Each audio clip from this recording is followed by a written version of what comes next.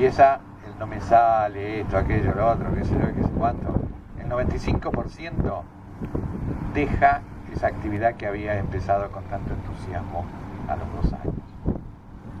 Algo, siempre digo lo mismo, algo pasa entre los 5 años y los 12 años. Me inclino a pensar en que aparece la educación formal, la escuela, etcétera, etcétera, etcétera, que evidentemente no estimula ciertas situaciones, ciertas circunstancias de los seres humanos. Y no hablo solamente de la inteligencia visual. Yo creo que la escuela formal no incentiva demasiado a lo mejor la inteligencia motriz en el asunto, por ejemplo, de la danza, tampoco la música. Sabemos, por lo menos desde mis épocas en que yo iba al colegio, que la clase de dibujo era de recreo,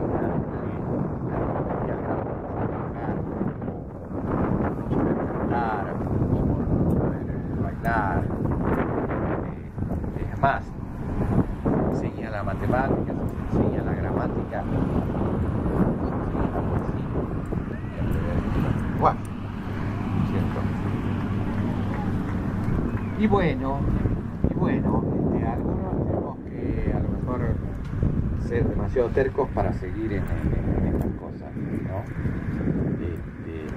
Bueno, cuando yo tenía 2 años, que puede parecer raro, pero sí supe tener 2 años, también fui bebé. Empecé a dibujar como todos los chicos. Fui al colegio, y bueno, en el colegio, como cuento siempre, era muy malo jugando al fútbol, no sabía pelear. ¿Y qué pasa cuando uno no sabe jugar al fútbol y no sabe pelear en el colegio?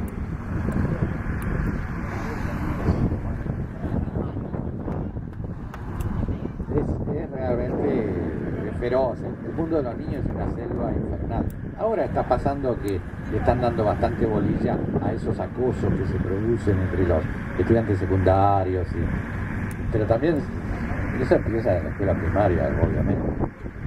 Entonces, bueno, si uno no sabe a lo mejor esas cosas que lo hacen fundamentalmente líder en el colegio primario, tiene que buscar alguna otra cosa. Y yo me la busqué haciendo la caricatura de mis compañeros. Entonces los chicos veían un dibujo que se parecía a los chicos y decían, uy, mira esto. Entonces, de alguna manera uno, por lo menos en mi caso, podía sostener un poco mi autoestima.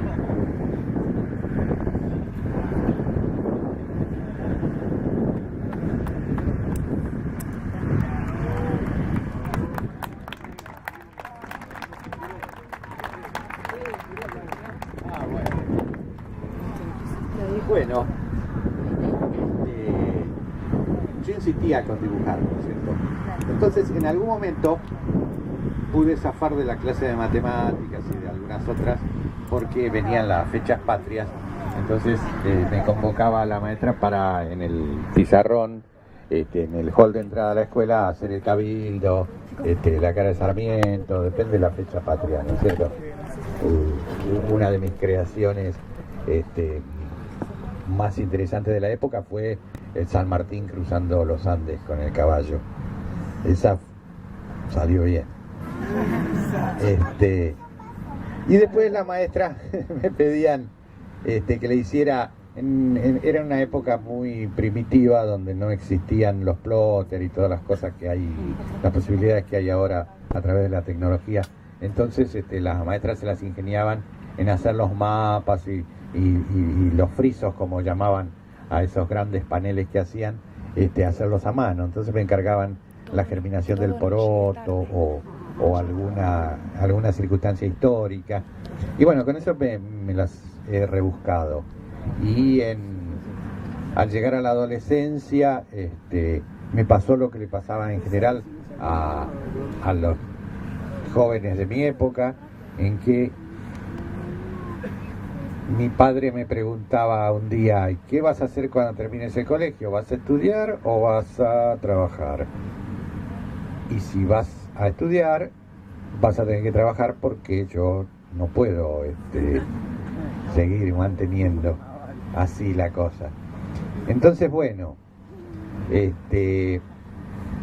como me iba bien con el asunto del dibujo y las cosas, decidí que me ganaría la vida así, pero con el lápiz en la mano.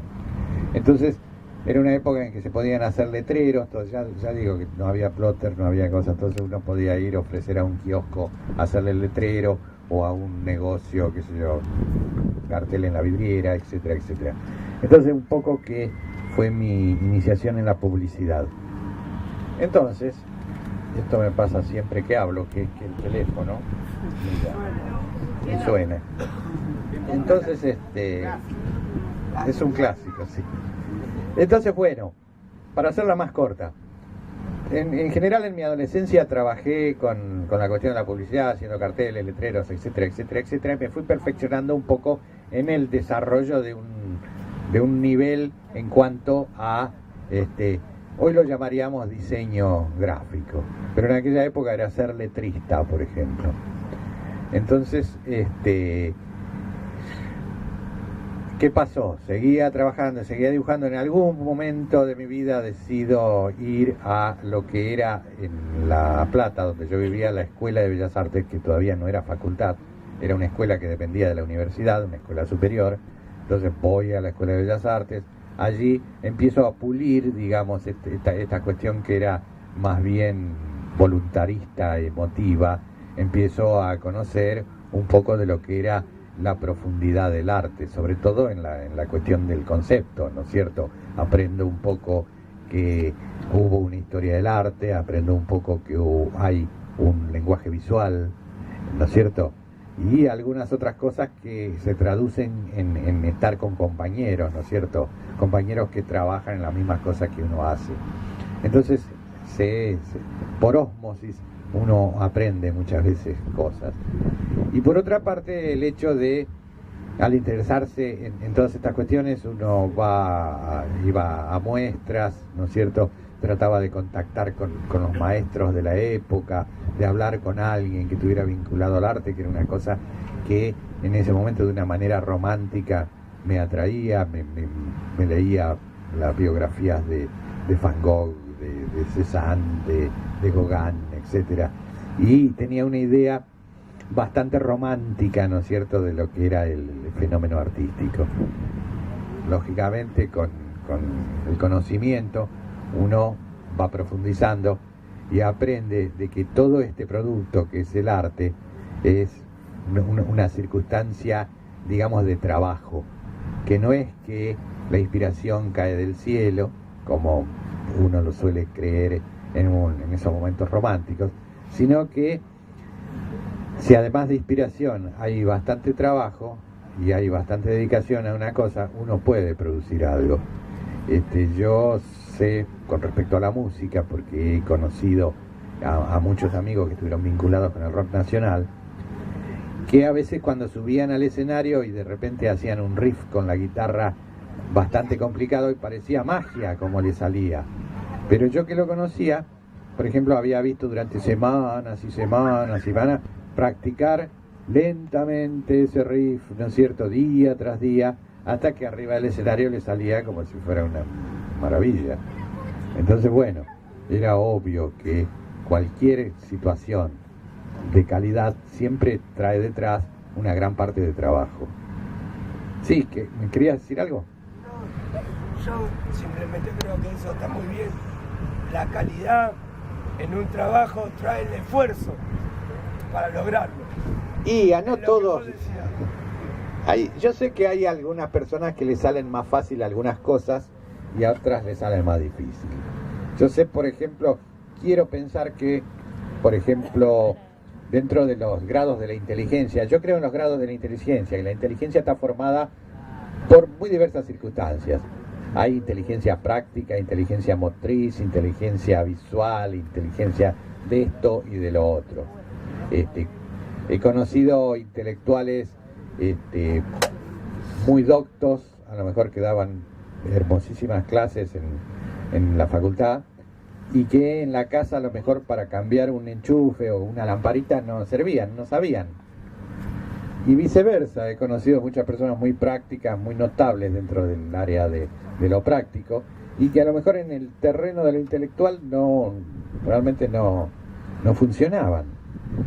Entonces, bueno, sé que hay personas con ciertas facilidades. A mí no me cabe duda seguramente de que gente como Maradona, por ejemplo, desde niño le salían más fácil ciertas cuestiones que en relación a su cuerpo, o sea, su inteligencia motriz era indudable. Pero quizás, no sé si hubiera sido el Maradona que conocemos si no hubiera dedicado su vida a eso y lo hubiera practicado a fondo. Y también he conocido gente con la cual le costaba, y tengo músicos amigos en los cuales les costaba realmente trabajar con la música, pero que, digamos, se lo propusieron, trabajaron a fondo y llegaron a ser a lo mejor de los músicos más renombrados. Y tengo ejemplos de ambas, de las dos situaciones, de aquel que, bueno, que uno dice, bueno, nació para la música o nació para tal cosa, y otros que le costaba y llegaron también. Y también de gente que uno dice, uy, con lo fácil que le sale tal cosa y no se preocupa y no llega. Es más, he tenido alumnos, por ejemplo. Yo he sido docente de dibujo muchos años. Y docente de primer año, por ejemplo, donde en la Facultad de Bellas Artes llegaban gente que no sabía directamente, nunca había tenido ninguna relación con el dibujo, y otros que sí, que a lo mejor venían de un bachillerato especializado donde sí ya manejaban. Entonces me ha pasado que aquellos que manejaban muy bien ya el dibujo y que ya tenían una impronta, se quedaban porque al ya tener esa facilidad no les interesaba aprender más. Y otros que no sabían nada, de a poco superaban a aquellos que ya sabían, y solo con esfuerzo. Así que bueno, la cuestión es relativa, la cuestión es siempre la voluntad. Ahora bien, en cuanto a la educación, que era lo que yo quería hablar, y que había adelantado esta cuestión acerca de que de repente uno va a la escuela y a lo mejor la escuela no motiva absolutamente todo lo que sea una cuestión vinculada con lo que llamamos así generalmente lo artístico. Una especie de anécdota que siempre digo es la siguiente: si un chico tiene dificultades con el lenguaje o dificultades para escribir, la maestra la llama a la madre y le dice que ese chico tiene dificultades y que la madre tendría que llevarlo a un especialista. Y muchas veces la madre va a ese especialista, el especialista le dice que el chico tiene dislexia y que hay que hacer tal tratamiento. Ahora,